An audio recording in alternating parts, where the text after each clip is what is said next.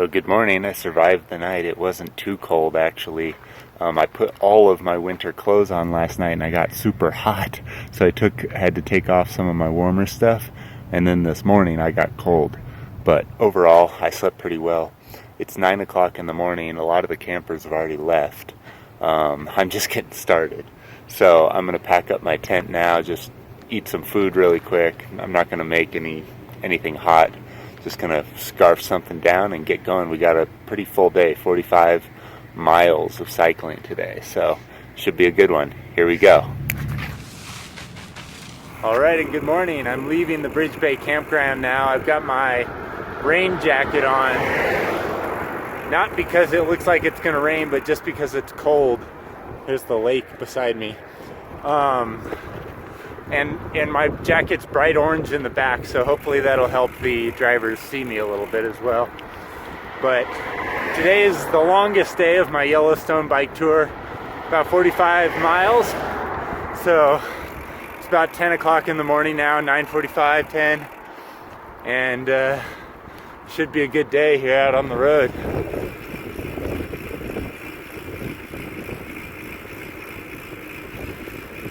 One of the strange things about biking here in Yellowstone is that when people see me pointing my camera at something, they automatically stop and slow down because they think, oh, maybe he spotted a bear or a moose or an elk or something. And it's kind of annoying because sometimes I'm just filming myself and a car will stop and ruin my shot just because they think that I'm shooting something interesting, but I'm really just shooting myself. See, here's another one. They're pulling over right now. Yep. A guy in one of those big RVs came over and talked to me last night in my campground. He's just asking about my trip and stuff. And one of the things he said was, man, can you believe how narrow these shoulders are? I don't know how it's safe to cycle here. And I was like, what the heck? He's like the sixth person to tell me that, including some of the rangers here. But this shoulder is pretty big. I don't know what everyone's talking about. Maybe in other parts of the park it's narrower, but over here it's fantastic.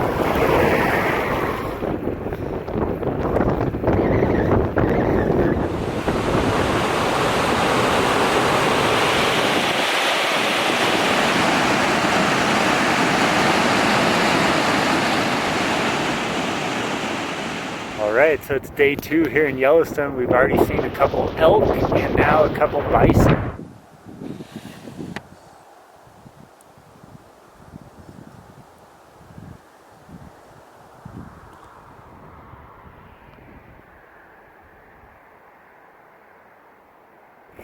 It's starting to smell like sulfur, rotten eggs, and that means one of two things. Either I pooed my pants or we're getting close to a geyser. I can see a geyser over here on my right. I can see another geyser on my left. This is cool.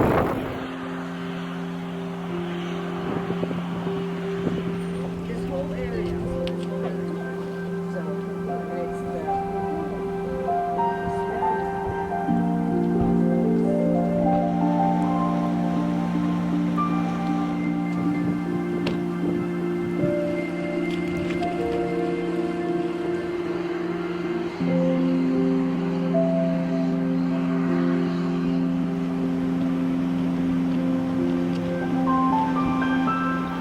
Alright, so I just saw the famous mud volcano, which is basically just some boiling brown water. Now I'm walking along this boardwalk here. There's some smaller geysers and things like that up here on the top of the mountain, so I'm checking those out. A little lake up here, it looks like. See. Once again, down by the parking lot, there's a million people, and then just up this hill a little ways, most people are lazy and they won't want to climb this hill. So I climbed the hill, got the whole place to myself practically. Only a few people up here. The only thing I worry about a little bit is leaving my bike down at the road there. Most of these people are tourists, and I don't think there's a whole lot of people who come to Yellowstone planning to steal a bike or anything off of a bicycle, but you never know. So I've left my bike down there on the road in the parking lot. Hopefully it's okay. Behind me here is the mud geyser, and this thing back in the 1800s used to erupt on a regular basis, like hourly, kind of like Old Faithful does today. But in 1927, the geyser suddenly stopped erupting, and they think that it could erupt again in the future, but they don't really know if that'll happen. But this area is pretty volatile, and pretty interesting how these geysers can change over time in a relatively short amount of time. Behind me here is the Churning Cauldron, and the temperature of this thing changes, but they had on the board there that back in 2002, which apparently is the last time they measured it, it was about 80 degrees Celsius, or like almost 200 degrees Fahrenheit, I think like 180 degrees Fahrenheit, so pretty hot. You wouldn't want to go swimming in there, that's for sure. I know that there are some stories of people that have actually like gone into the thermal pools here in Yellowstone and have died because they like dropped their hat in and then like tried to get their hat and didn't make it out.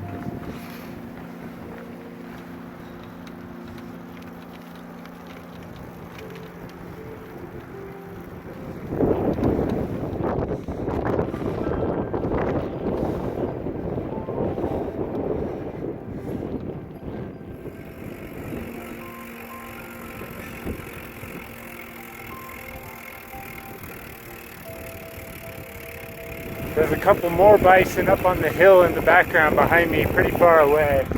But I see two of them there, and I passed another one just a moment ago. So, several bison out here. They're all pretty far from the road, however. These two are taking a nap.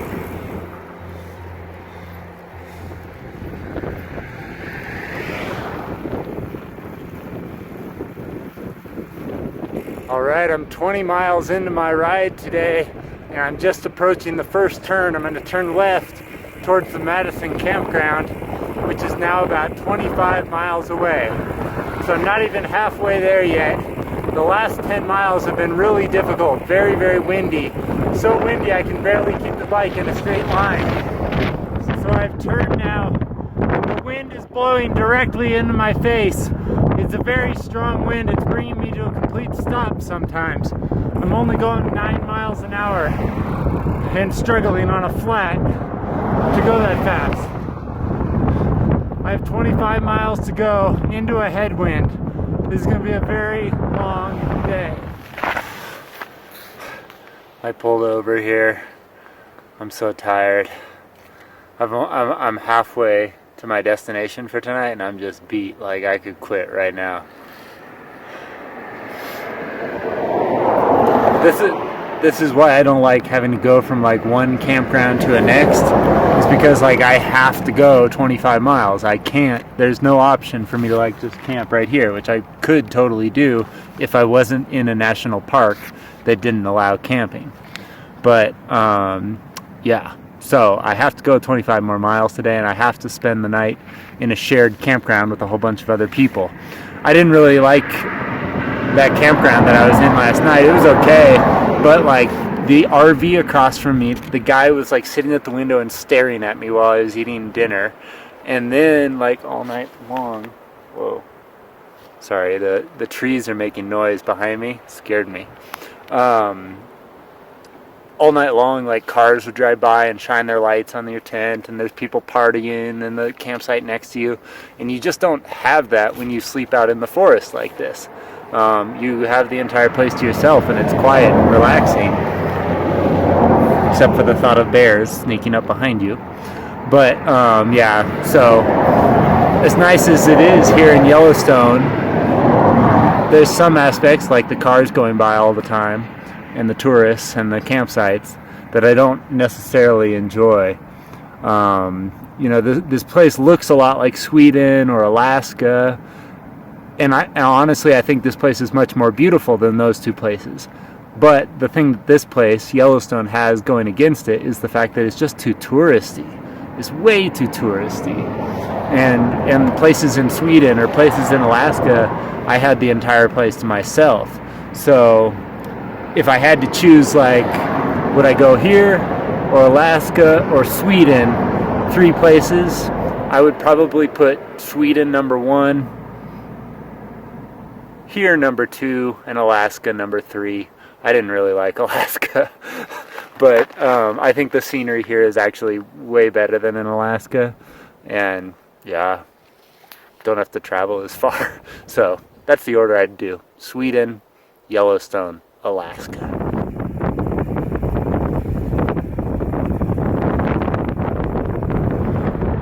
Alright, I've turned onto another road now and I'm heading kind of southwest towards the Madison Campground.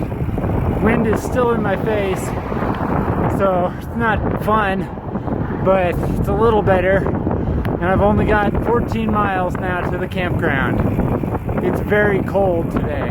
My hands are freezing. My knees are frozen. Brr.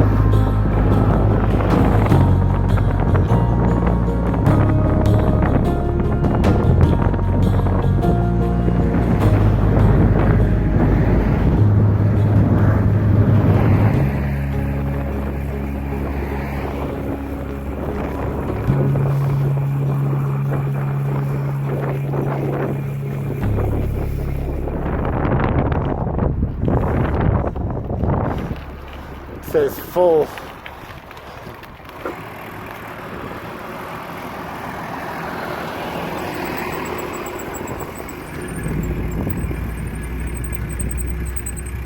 Hi. Do you have room for me? I'm sure we do. Okay. If you'll just put your bike over there, other side of the flagpole, and get line. Yeah. Thanks.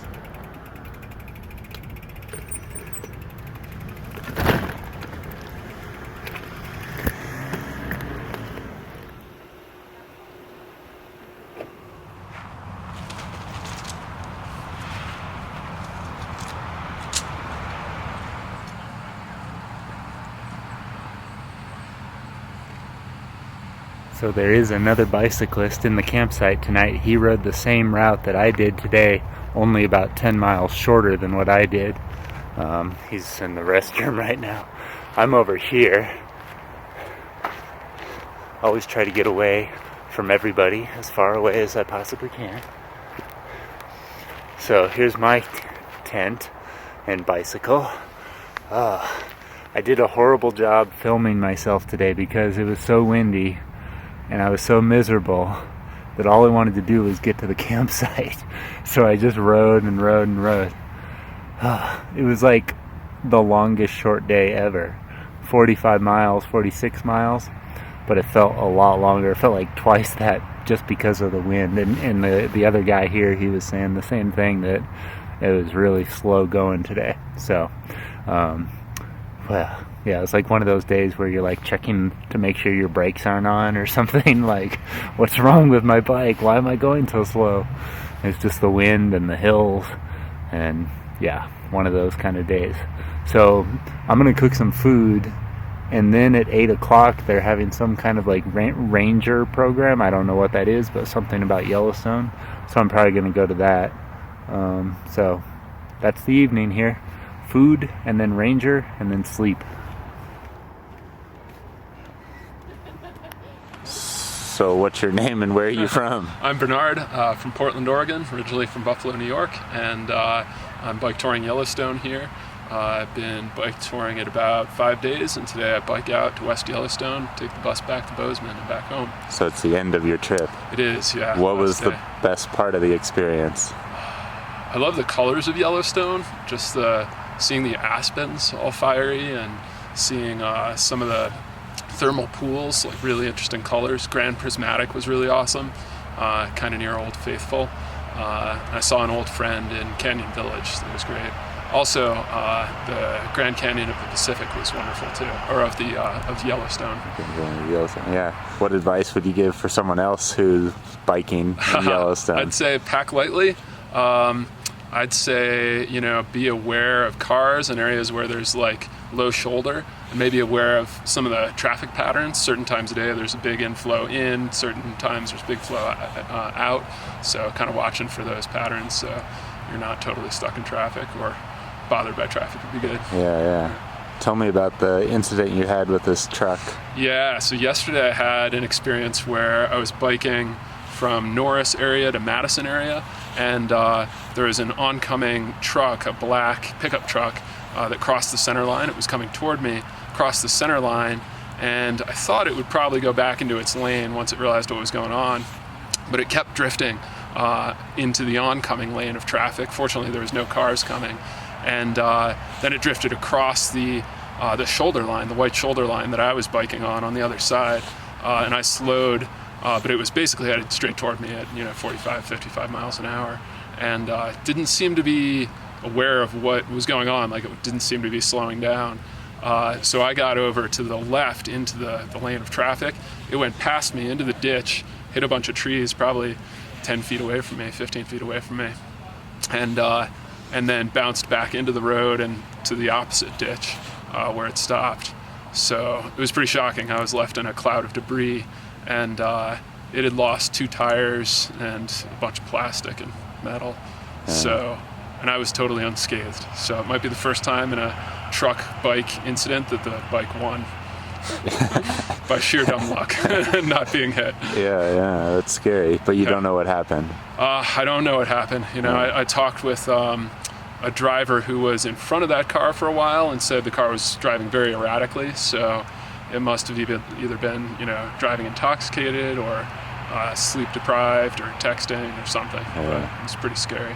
And how have the drivers been otherwise? Like, what do you think about the cycling? They've been good. They've been really good otherwise, usually giving me a lot of room. Not honking much at all, which is nice because that can kind of startle you and make you jump. So yeah, I'd say the drivers have been pretty good. There's just a lot of cars, even late season. So it's something to be aware of.